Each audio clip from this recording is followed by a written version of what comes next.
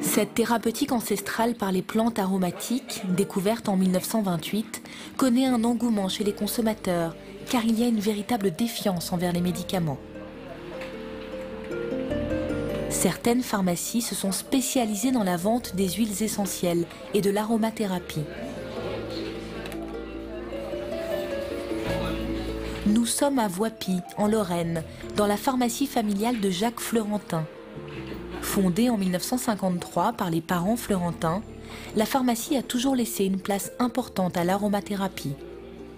Oui. Jacques perpétue cette tradition en passant du temps avec ses clients pour les conseiller sur les produits naturels et sur la phytothérapie.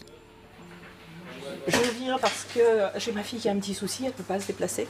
Elle a une cystite qui est déclarée et elle a des médicaments. Elle n'a pas d'antibiotiques, mais on pourrait peut-être conforter avec des plantes, j'avais pensé.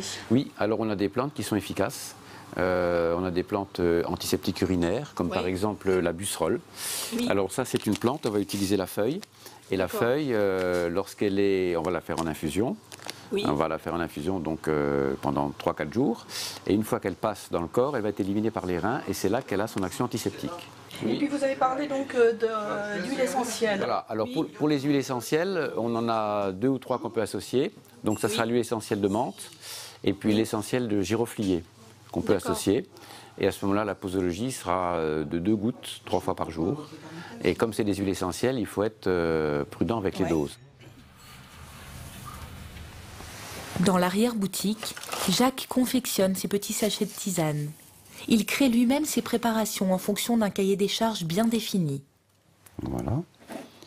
La mauve, matricaire mauve, voilà. Celle-là, c'est une tisane qui va servir dans les toux rebelles, et surtout lorsqu'il y a une grosse production de mucus, quand on a un encombrement bronchique, quand on a des glaires. C'est une tisane qu'on prendra de l'ordre de 3 à 4 cuillères à soupe pour un demi-litre d'eau. Qu'est-ce que les médecins pensent de tout ça? Qu'est-ce que vous faites? Écoutez, je crois qu'ils apprécient beaucoup parce que pas mal de médecins sont bien sûr au courant des plantes qu'on conseille.